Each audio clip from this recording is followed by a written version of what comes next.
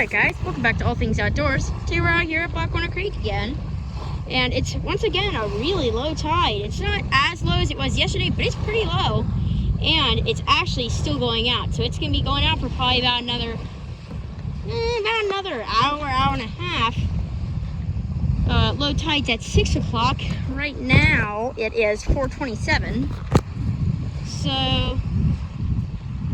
yeah, about another hour and a half. Look at this. Got a really cool lake here. It's interesting. Look at this. So, looks like it was flowing in. Now it's draining, I guess. Wonder if it'll ever fill up again. Looks like it's slowing down a little bit, but probably because the flow is so low. But it is still, tide is still coming in. Not in, out. Tide is still going out. Pretty excited to see what it'll be like. So yeah, we're gonna come back here in about an hour. We're not gonna show you the entire creek, we're just gonna show you this part of it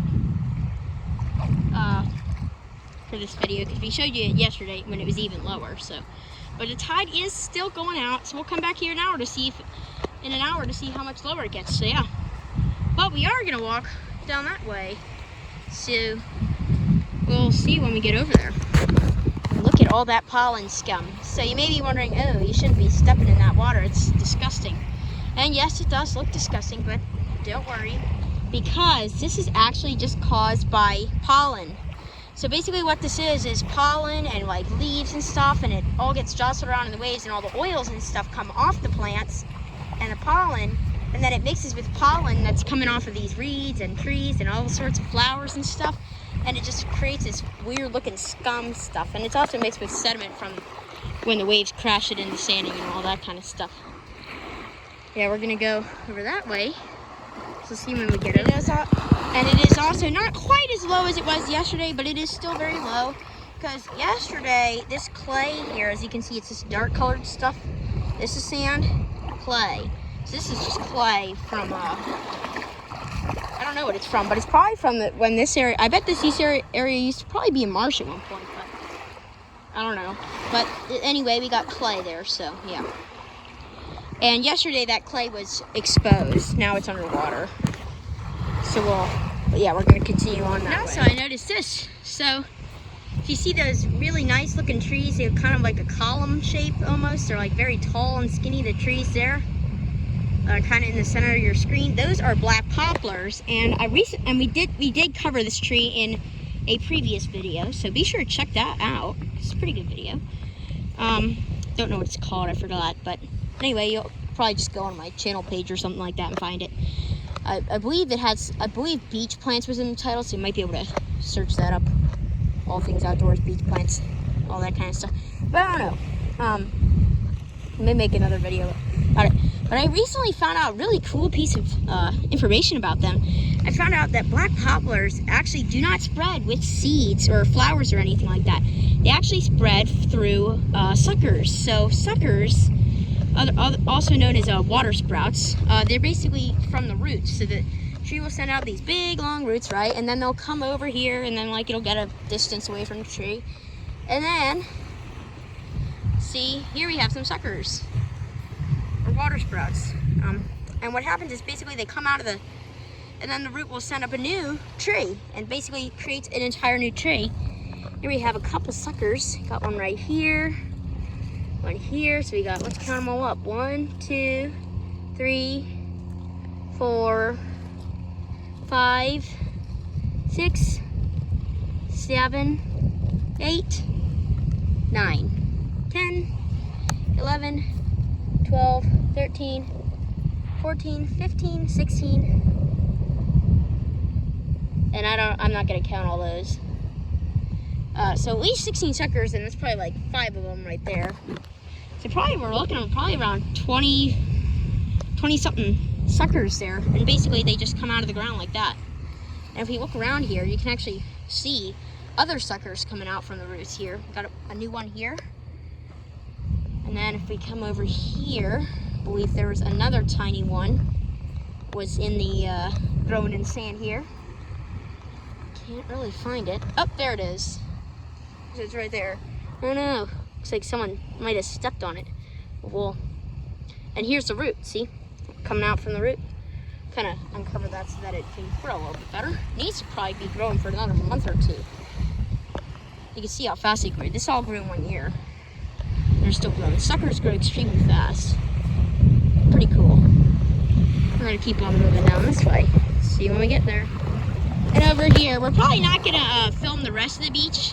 So we're probably not gonna film the rest of the beach until we come back for our second time, but we are gonna film this real quick. So here, as you can see, the waves are kind of breaking along this drop off here. You can see how it gets a couple inches deeper from here to here. See that?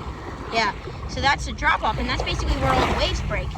But yesterday, the tide was so low, we didn't even actually have waves breaking there. The waves are breaking probably around here where my foot is. Hopefully you can see it. Making a little sand cloud underwater, you can probably see that. And that's where about as far as waves were coming up. We didn't have waves. Waves were breaking probably around here, about 4 feet behind that area. So pretty cool.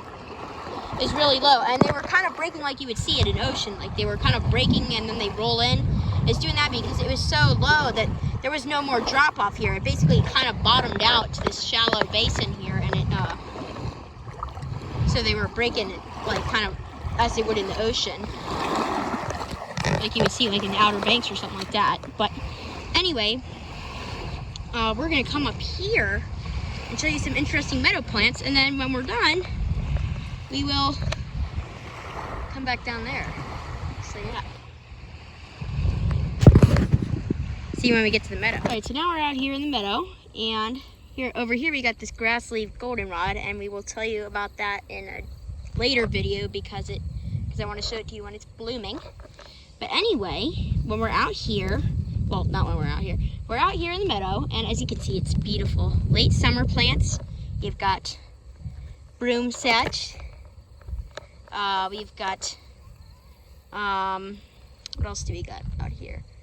Grass leaf goldenrod, late boneset, and thysopa leaf. We did that video and all that kind of stuff, previous videos. But now we're gonna feature these plants here. So these are called bearded beggar's ticks, and they are also, other names are bearded beggar's ticks, western tick seed, and tall beggar's ticks, I believe.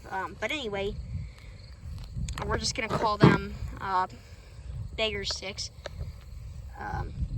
So yeah, these are native to eastern and central North America, and they're also in south central Canada.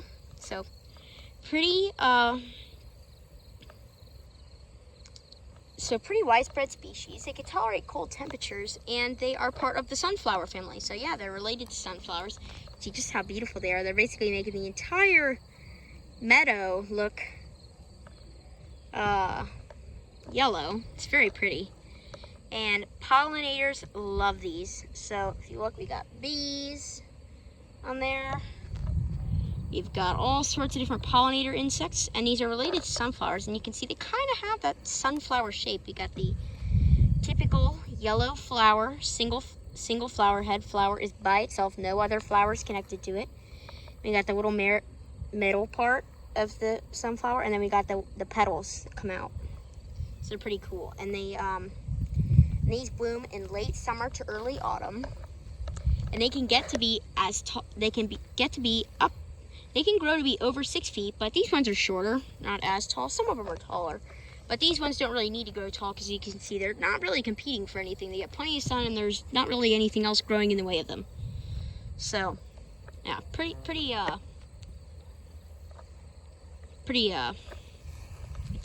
these are shorter ones. They're probably only about 3 feet. So, at most.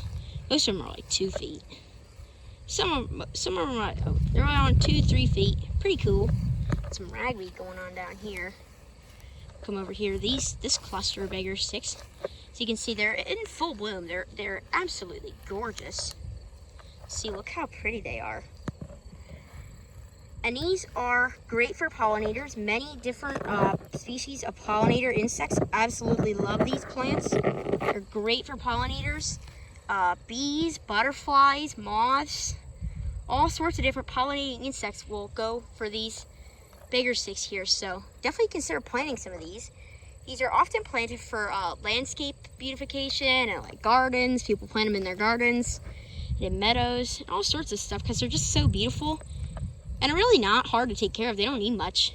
Somewhat drought tolerant. They need some. They're not like rainforest plants, so they can tolerate a little bit drier climate. So they really do well in our temperate forest biome, in our temperate forests here, and they like the open sunlit habitats of the meadows. You can see there's not a single large tree around.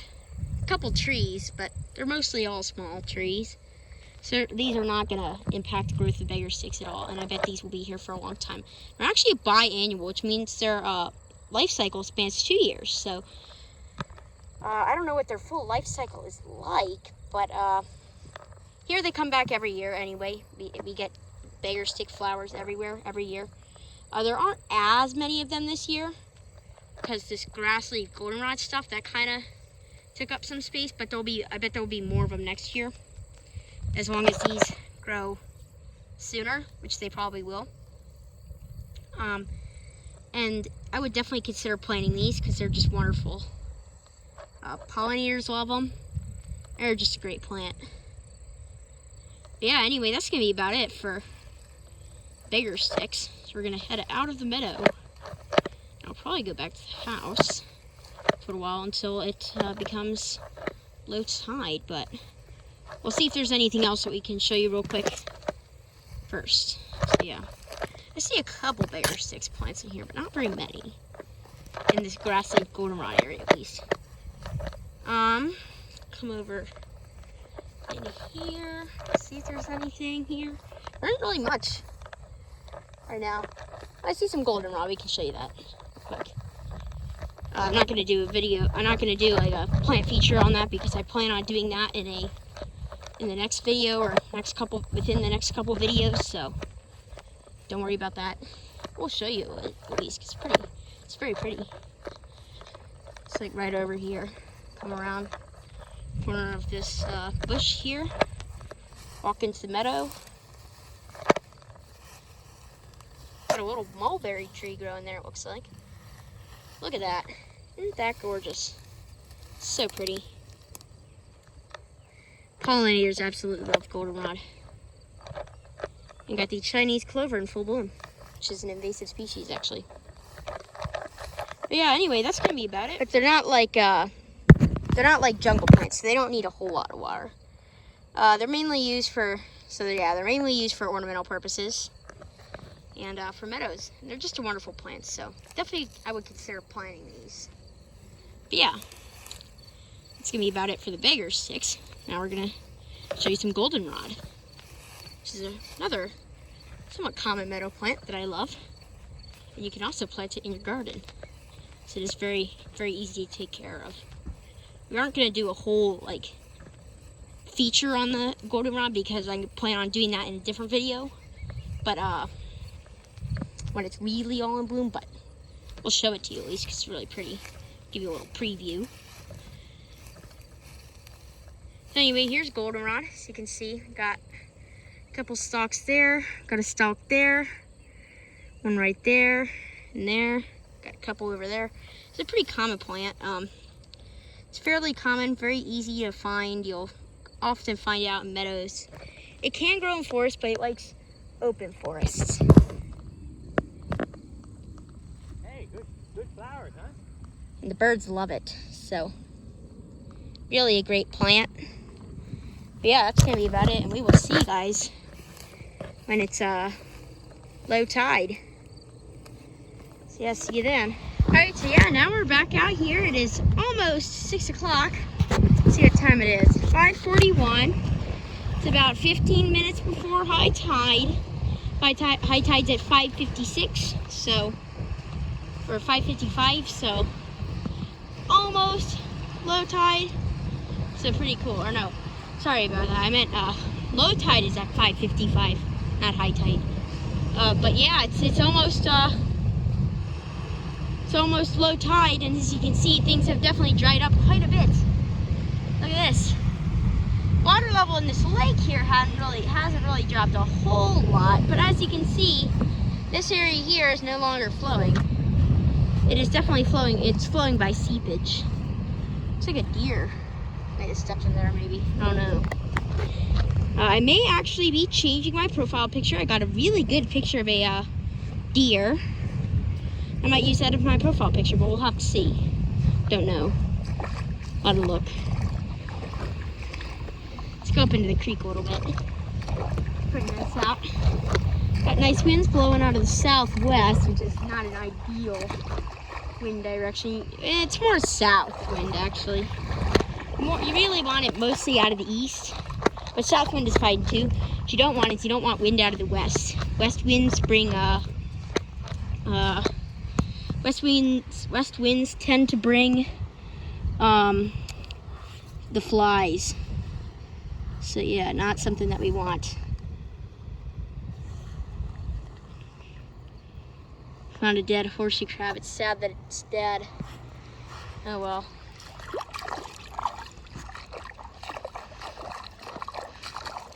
Oh wow. Well, this stuff died.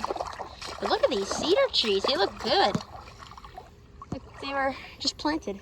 Same thing with those reeds there. But they get daily water from the waves. When the tide comes back in, waves give it water. Look at all these minnows everywhere. Not gonna go all the way up, but we'll go up a little bit. See, we got more water than yesterday. You have water in here. And it looks like those fish all got out okay because I don't see any dead fish. Bird tracks, probably from a kingfisher or bird like that. Oh, they're watering their lawn.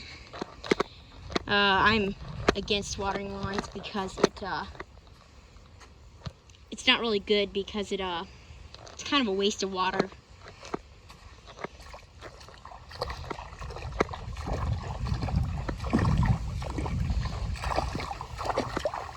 Yeah, as you can see, this is below water. The roots of that are underwater now. This is still dried up, which is not typical, but it's higher than it was yesterday. Oh wow, look at that. Drainage pipe is fully out of water. Look at this over here. So you got some basically dry conditions over here. Some minnows.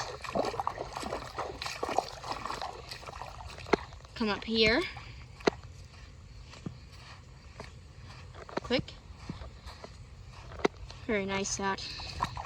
Yeah, it's definitely not quite as shallow, but it's pretty shallow. It's definitely a lot shallower than normal, but it's not like yesterday. Yesterday was really shallow. I haven't seen it that shallow in over a year, so not over a year, about a year, I'd say.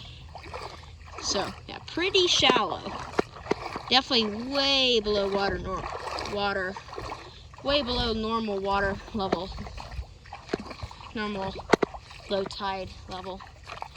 This is pretty. Look at that. Yeah, now we do have water coming through here, but not much. Crab. Yeah, it's not quite as elevated here, but it is still pretty far below normal right now. Looks like it never even went all the way in. Because these tracks were there yesterday. And those. I don't think it went all the way in yesterday. Weird. Teeny tiny calm waves here. We can show the camera back there, but I'm not walking all the way back there.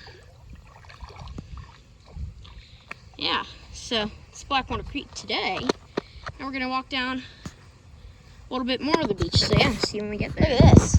Looks like a bird feeding frenzy happened here or something. Look at all the scuffed up tracks, and look at how many of them there are.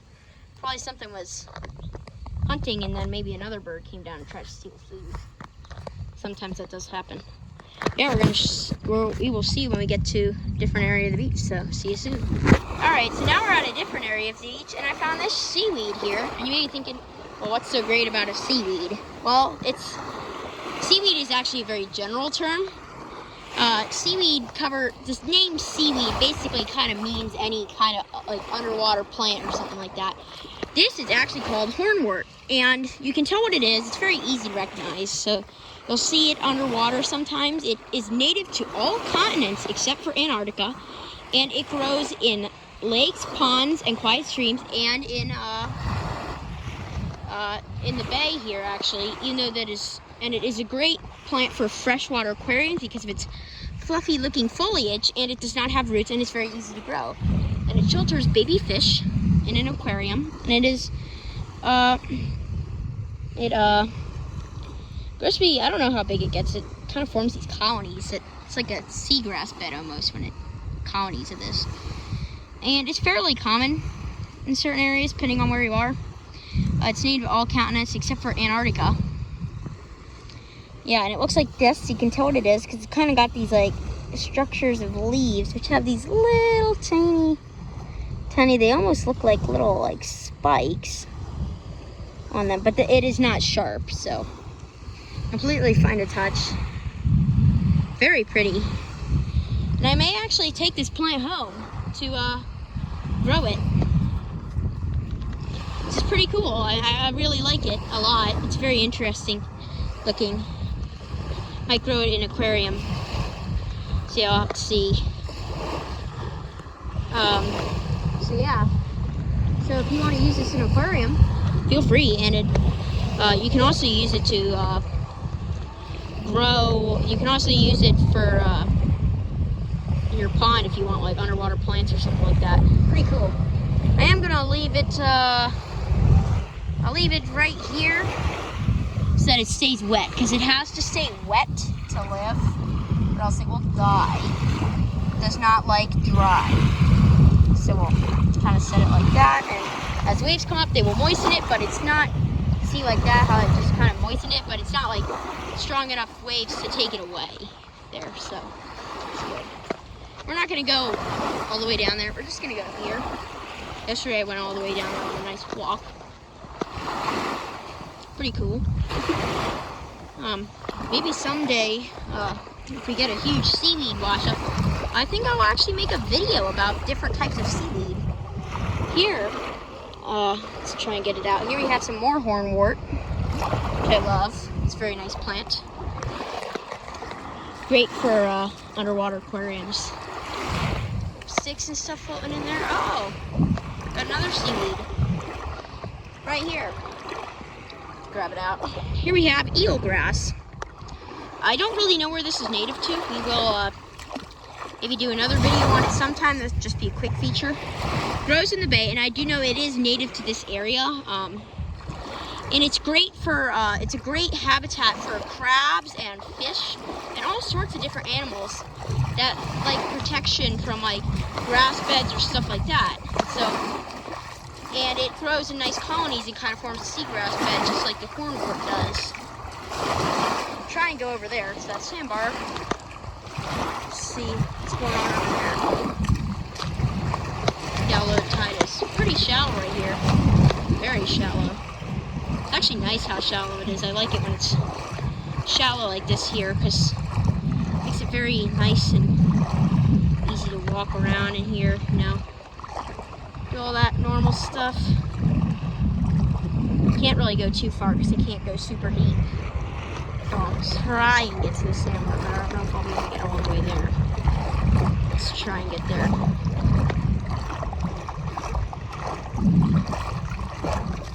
Fish. Silver sides. Fish that are pretty much native to a good part of the East Coast. Fairly common fish. And they kind of stay in the areas of the shore. Near the beach. Near the coast. Let's see other fish here, which are also silver sides. They kind of look like anchovies, but they are silver sides. Anchovies are a bit bigger and they look different. If you ever find anchovies, we will show them to you. If I ever catch them at least. Or never caught an anchovy. I don't think I've ever actually even seen an anchovy that's living. Here we have the sandbar. It looks like it formed today. formed yesterday too. It was much bigger yesterday. It's pretty cool. Do like it. You can go up on top of the rocks. Wow. So these rocks are actually part of an erosion control system. I personally don't really like them that much. I think what they have there, the rocks that are on the hillside, work much better than these do. Because I kind of like it. It's supposed to make the waves smaller, but I like the big waves, so yeah. But these were put in after Hurricane Isabel came through a bunch of years ago, before I was born.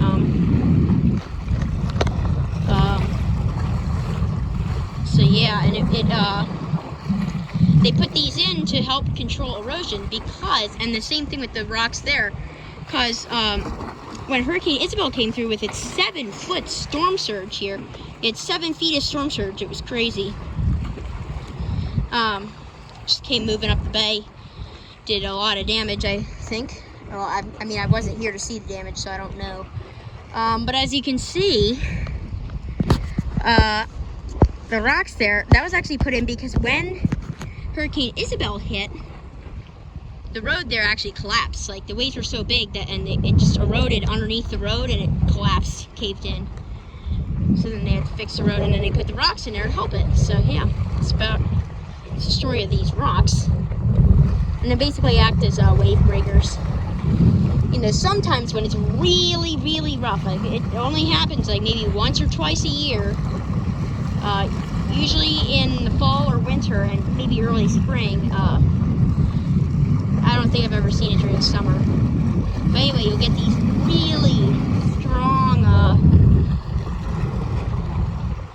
we get these really strong winds and the waves just get huge, and sometimes they actually go over the rocks. Like, it's crazy. It hasn't happened in a while. Look at this isopod. Son's dead, I think. Yeah, he's dead. But they live around here. But anyway, that's basically everything I wanted to show you today. So it's going to be about all for today's video. So once again, be sure to like, subscribe, and turn on notifications. Be sure to put that down in the comments below saying that you did that for a shout out. And we will see you guys next adventure. Isn't that beautiful? So pretty. Yeah, we will see you guys next adventure. There's a jellyfish out there. Somewhere in there. But yeah. See you on the next adventure.